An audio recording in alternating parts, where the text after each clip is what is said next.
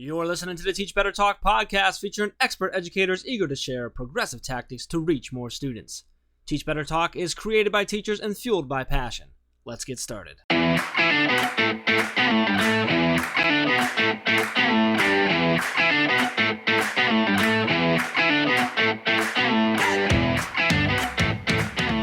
everyone, welcome to episode 184 of Teach Better Talk. My name is Ray Hewart, and as always, I am with my incredibly lovely, positive, and uplifting co-host, Mr. Jeff Gargis. Oh, that's funny because I've been frustrated because we've been having all kinds of technical difficulties tonight.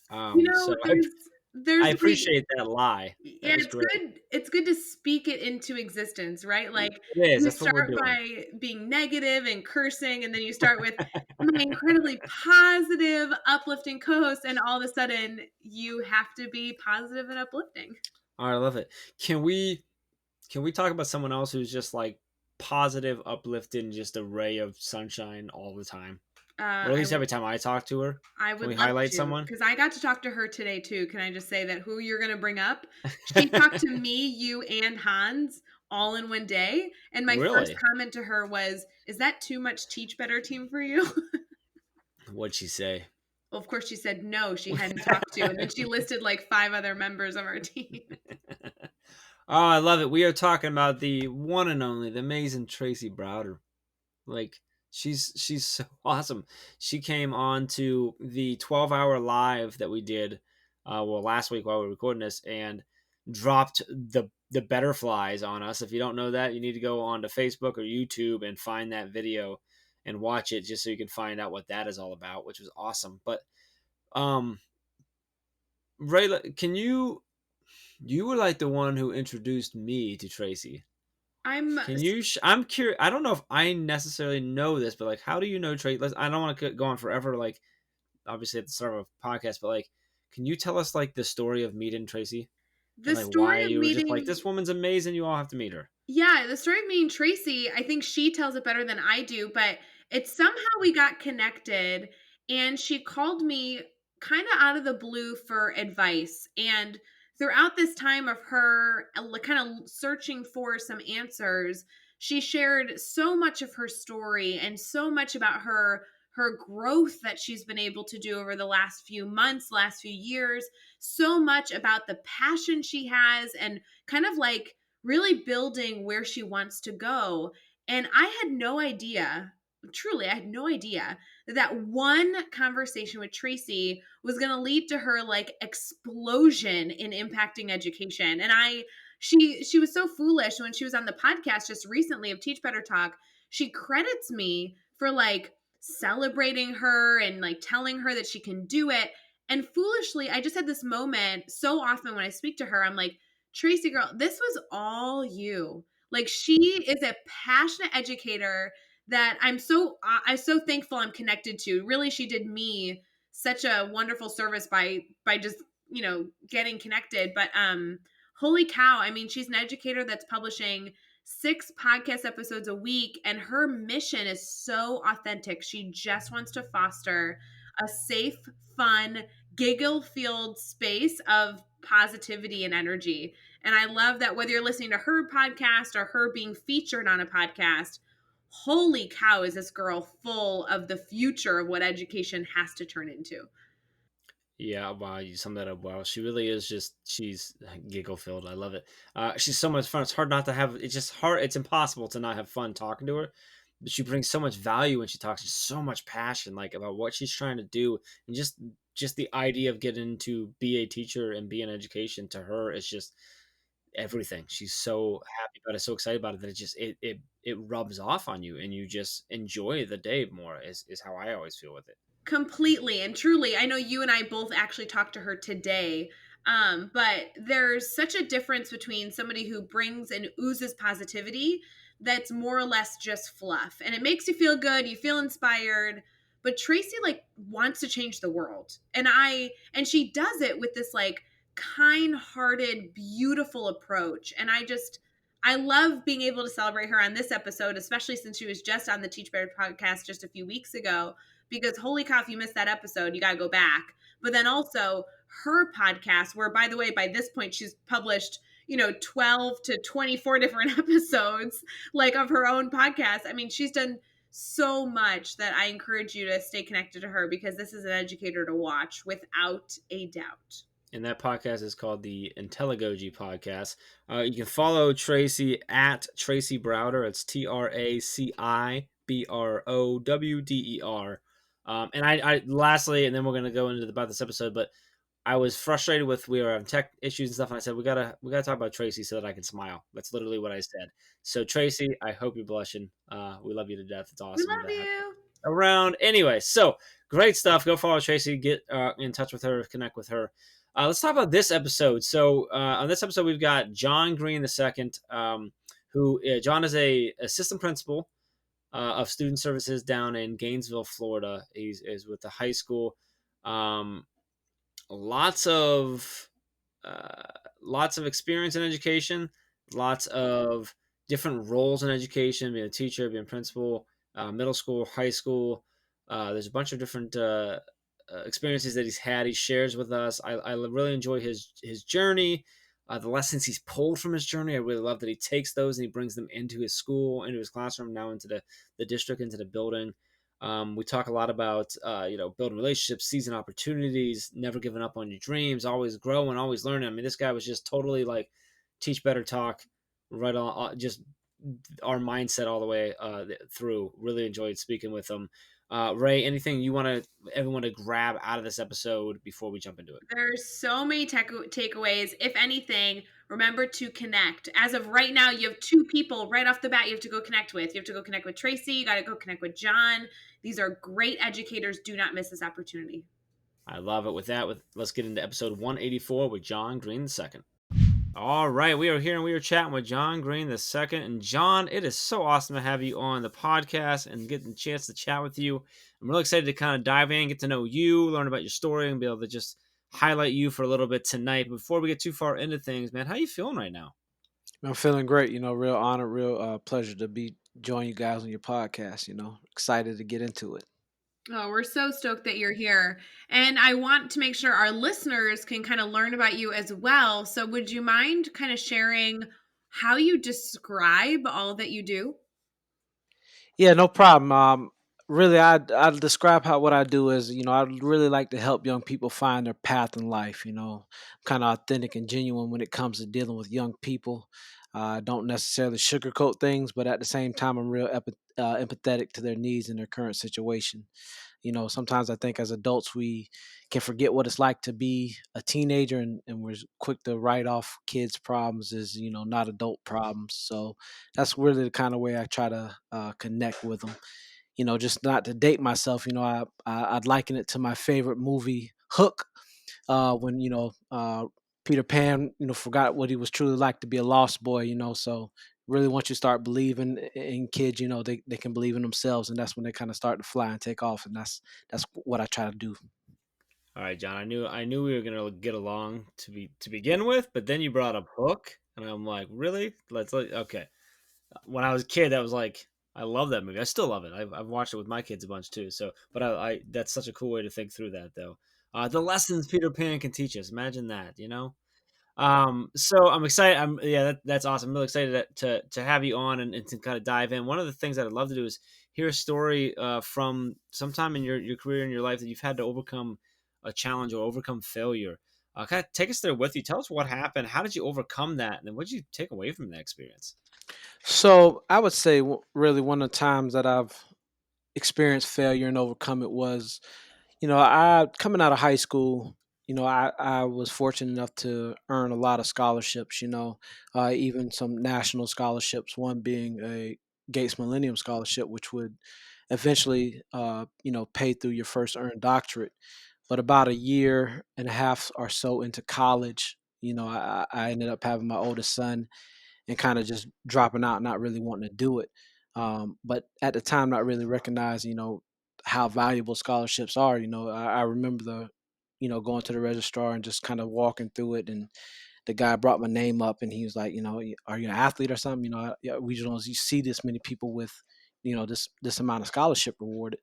I think by the when I first got my first reimbursement check, no loans or anything like that, it was over $10,000, and that was a lot of money for a young kid from the country. And but anyway, I had my first child, dropped out, lost all my scholarships and things like that. I was working construction, and I had one of my friends move back up to Gainesville. He started the at Santa Fe, and he just called me one day out of the blue and was like, "Hey man, you're too smart just to be, not applying yourself like that. Why don't you come back up to Gainesville?" So I ended up coming back to Gainesville after about a 2-year hiatus, but without the scholarships and all that. So I had to take out loans and stuff to get through, my undergrad and my graduate and all that kind of good stuff. But really, what I learned from that, and really what I take with me in education is, most of the time, as long as we have breath in our bodies, as long as we're alive, we can accomplish goals that we set out to accomplish. But really, what I tell my students and what I tell students all the time is, you know, it's never too late, but most of the time in life, like 9 times out of 10, you have an opportunity to do something once the most effective and efficient way that you can. And when I came back to college, I had to learn that the hard way. Yeah, I still got my degrees and all that, but I have a mountain of student loan debt to show it. If I had I just, stayed focused and stayed the course, I could have got all that and kind of been debt free. But I just use that personal story with students. It doesn't matter what situation you're in. You may make mistakes. Life may not pan out the way that you want it to, but if you're paying attention, if you're focused, you can get through it, the kind of the right way the first time. But if not, don't throw it away. Don't give up. You can always bounce back, but there'll be some repercussions and consequences. It may not pan out the way that you dreamed it, but it will work out if you stick to it. I love that it's kind of twofold of, make sure you're looking for and seizing those opportunities, but if you miss, you can still do it. You can still get back. I love that. If as long as we still have breath in our body, you can still chase after those dreams. I'm such a believer in that. Let's flip it around now. Let's talk about a successful moment you've had. This could be something big or something small, but take us there with you again. What happened? Why was it a successful moment for you? And then what'd you take away from that? Yeah, so I just finished my 7th year as an assistant principal, and I spent the last 2 years at an elementary school. But prior to that, my experience has been all in the secondary level. And when I came down to the elementary level, it was kind of eye opening. And at first, my first year I don't think was as positive. I mean, let me take that back. It was positive. It was great. I learned a lot. But when I got like the feedback from teachers, at the end of the year survey, there were 3 areas that were kind of shocking to me, where I didn't quite score as high as I wanted to. And the 3 areas were, does the assistant principal value teachers' ideas? Is the assistant principal actively involved in teachers in the decision making process?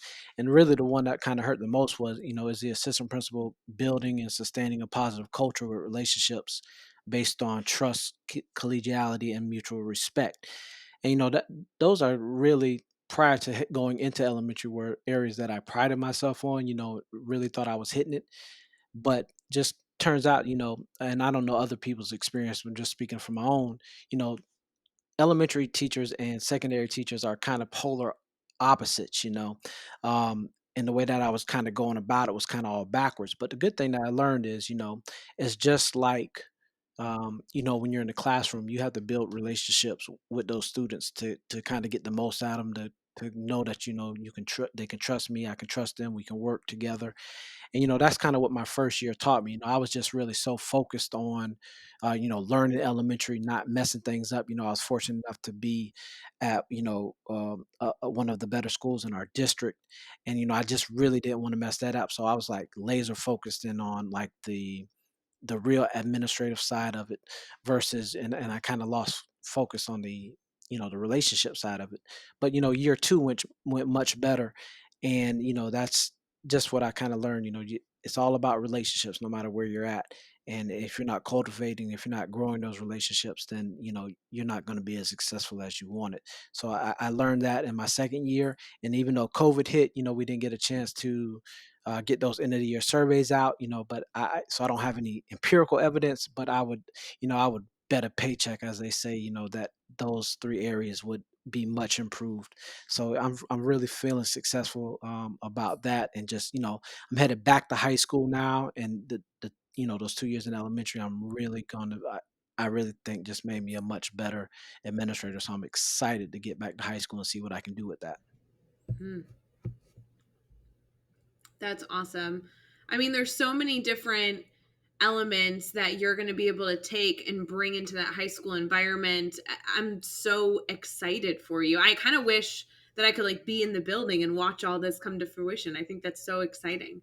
Yeah, yeah, really, really exciting. And, just the possibilities. That's one thing about it. If you keep growing and keep learning, you're just going to get better and better. And I'm really looking forward to that opportunity to continue to grow as an administrator.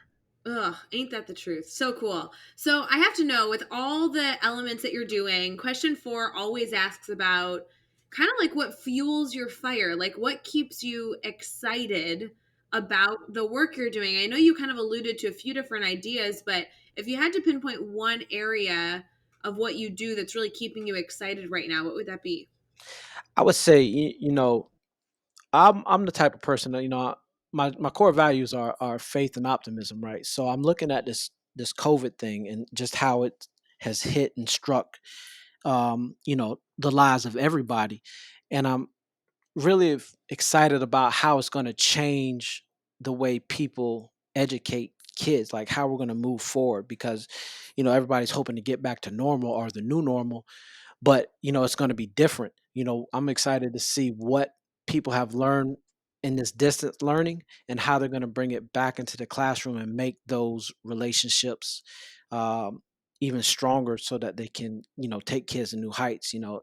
If they're anything like I have 4 kids of my own, and we were burnt out in this house, doing the COVID learning thing. So I'm really excited just to see what we can do moving forward once we get back to some resemblance of normal.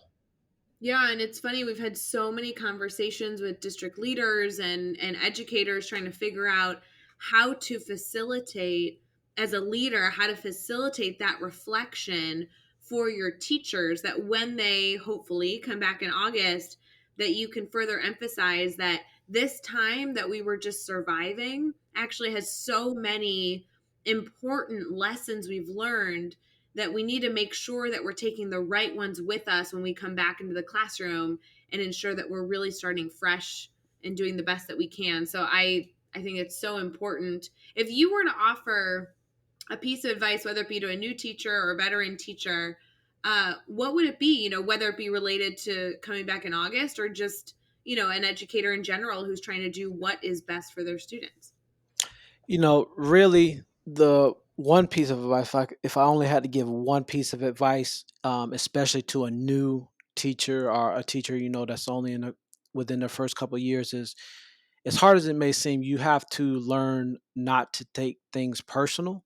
I think that's one thing that education programs are not really teaching students. You graduate, you've put your heart in it, in the last 3 or 4 years or however long it takes you to get your bachelor's or master's, and then you get into the classroom, you're pouring yourself out, and then you get that first, negative email from a parent, or you get that first negative phone call from a parent, and it just kind of rocks your world, because in your mind, in your heart, you know what you've given, and you know what you're given on a daily basis, and to kind of have that, I've seen it time and time again how it rocks a young teacher's world. And I just want them to know, if I could tell them anything, as hard as it may be, because you are literally pouring yourself into these students, that you have to learn not to take it personal, because 95% of the time, whatever they're lashing out, it has nothing to do with you. And it doesn't excuse their behavior for lashing out in any kind of way they can, but you have to kind of learn not to take that personal. And one way that I've always done it is, I'm fortunate enough to, I guess, to have like a reset button in my head. Like every time I leave my campus, like I hit that reset button, and I'm coming back the next day fresh and ready to go. I remember early on in my career, I had a middle school student, she cussed me out literally like in front of the whole school, and I didn't harbor that against her, the next day. Well, when she came back to school, after her consequences or whatever, I didn't harbor that against her, I didn't hold that over her head. It was like, let's go. It's a new day. It's a new thing. So I want to encourage, the new teachers and those that are newly entering this profession, or even those who have been in this profession a long time and starting to take those things personally, just to remind themselves that that's not the case in most cases. It's interesting you say that. Sorry to Jeff. I know you're gonna head to the next question, but John, I love that you noted the need for teaching programs to almost have that conversation to teach the importance of not taking that personally. We talk about it frequently, but to actually hope that there's a point in that learning progression where that becomes a conversation, I think is so valuable. Do you have any suggestions on how maybe that conversation could be facilitated in maybe a college setting or even just a classroom setting? Yeah, I would say I would tell the College of Education to get with the I don't know what college has, like acting and drama and all that, and just have, just kind of create like a co-curricular class that allows those who are acting to work on their angry characters or whatever, and just, walk through those teachers in preparation and get them, on board so they can go through this and see what it's like. And so the first time they're not experiences in this is in real life, in a teacher uh, parent teacher conference, and they break down in front of a teacher, or they break down in front of that parent. They just, it's an uncomfortable spot to be in, but you know they have to find a way to do it. And that, off the top of my head, I mean, that would be one way I would go about it. How brilliant of an idea is that? I love that. Like, I mean, talk about a cool cross curricular and utilizing that. I mean, for both ends, the actors and actresses getting to play that out, and teachers getting to feel that and like be uncomfortable. Uh, yeah, I'm telling you what, if you are at a university and you're listening, you should really be considering that. I think that's a great idea. That's really cool. I was gonna just echo the fact that like that conversation is so important. It's something that we talk, we as Ray kind of alluded to, that we talk about it all the time about you can't take it personal. It's something. It's almost never about you. It's always about something else. That's such an important such an important piece of advice. So appreciate you sharing that. Let's All right. The next six questions, John. What we're gonna do is your goal is to answer each one of these in 15 seconds or less. So we can kind of go rapid fire here. You ready to go? Yeah, let's go. Let's go. All right. Number one. What is one ed tech tool you cannot live without? Right now is definitely G Suite, because that's what we've been using through this COVID ordeal in my district. So if you don't have that, then you're not going to be able to get your job done right now. Give us a book you're reading right now. So I just finished an old book I bought a couple years ago, Play Through the File, and I'm reading right now The Assistant Principal of 50. And when I get done with that, I'm going to hit award-winning culture. Nice. Who do we need to follow on Twitter or Instagram today? I would, Principal Kafele, Brad Johnson, Sarah Johnson, a wonderful author. She, I believe, co-authored "Balance Like a Pirate," and also uh, "Faith." It's a leadership and faith. Lead, lead with faith. Yeah. Yeah, "Lead with Faith." Great book. Ray, do you know Sarah Johnson? Ray. Oh, I am a huge Sarah Johnson fan, but I heard she is Team Jeff. Yeah, John. Sorry, John. I was joking with Ray because we just love Sarah. We She's so love amazing. Sarah. So anytime her name comes up in Summer Fall, I just get super excited. Yeah, And yeah. yeah, her book, I think, great. Both books, great books. So She sorry, should I'm be getting. Team Ray though. That's the only thing that Yeah, she yeah, doesn't yeah, have going yeah, for yeah. her right now. All right, I threw us off. I apologize. It does not account against your time. It's my fault. No So, worries, no uh, worries. what's a good YouTube channel or website for educators? Right now, I'm big on Principal Kafele. He's doing this 18-week AP seminar live on Twitter and YouTube channel. So I'm big into him right now. And lastly, what is the? Or I'm sorry, no, not lastly. Boy, I'm way off. Give us a daily, weekly, or monthly routine every teacher should get into. Hey, you got to start taking care of your body, exercise and diet. And aside from that, you need to get into your own personal and professional growth, whether it's, reading, blogging, podcast, whatever it is. But you gotta take care of yourself physically and mentally. And the best piece of advice you've ever received. That would come from my dad. Nothing beats a failure but a try. It's something that he taught me early. I really never got it, that saying, until I, got in my 20s. But it's how I approach every situation with every student, our faculty member. Have we tried it? If we did and it didn't work out, on to the next thing. I liked it. Nothing beats a failure but a Mm, try. man. Okay, Ray, what do you think? I messed it up in the middle by trying to be funny with the Sarah thing, but overall, I'm thinking trophy worthy. Oh, Yes? he's absolutely Okay. trophy worthy just because you messed him up. I mean, that just further emphasizes that he's hashtag Team Ray all the way, which really is all that matters. Yep. I lost it. Totally lost it. John, you absolutely get the Teach Better Talk trophy, Well, I appreciate it. I appreciate it. without a doubt.